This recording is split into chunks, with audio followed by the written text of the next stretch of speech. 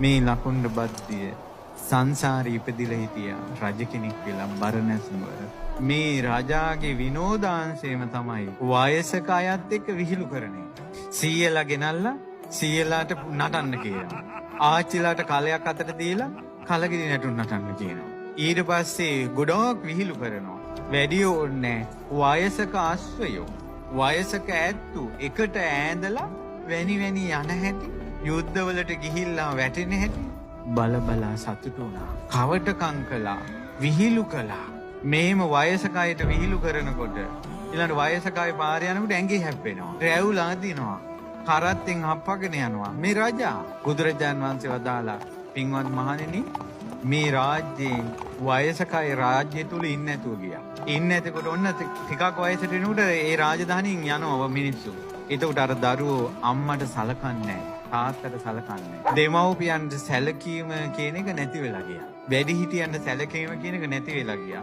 වැඩිහිටියන්ගේ අවවාද ලබනවා කියන එක නැති වෙලා ගියා. පින්වත් මහණනි බොහෝ කාලයක් දෙව්ලොව දෙවියන් ඉපදෙන්නේ නැතුව ගියා. සක්දෙවිඳු බැලුවා දෙවිවරු උපදින්නේ අලුතින් අලුත් දෙවිවරු. හේතුව බලනකොට මේ රජාගේ ක්‍රියාවක් මේකට මුල් වෙලා තියෙනවා. මේ කාරණාව අතිශයින් විශේෂ කාරණාවක්.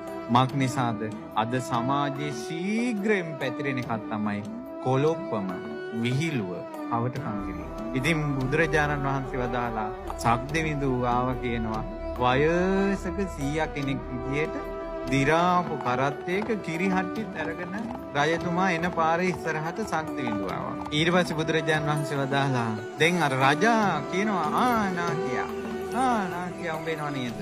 ඒතර දැන් වටේ පිටේ ඉන්න අය වටපිට බලනවා අනිත් අයට පේන්නේ රජුරවන්ට විතරයි පේන්නේ. ඊට පස්සේ රජුරෝ කිව්වා මේ නාකියා මොකද පාර මැදට ආවේ පළ කියලා දැන් කියනවා. යන්නේ. ඊට පස්සේ අර වයසක කෙනා මොකද කළේ?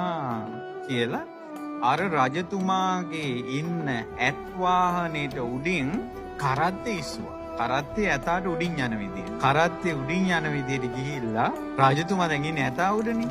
කිව්වා උඹට නාකියෝ පෙන්නන්න බෑනේ කියලා අර කිරිහට්ටි ටික අරගෙන ගැහුවා ඔළුවේ. සක්දෙවිඳු අහසේ ශනේකින් අහසේ ගිනි ගන්න යකදාවක් අරන් එනේ ඉඳලා කිව්වා කාට හරි විහිළු කළා තිබ්බොත් කවටකම් කළා තිබ්බොත් පලන ඔළුව.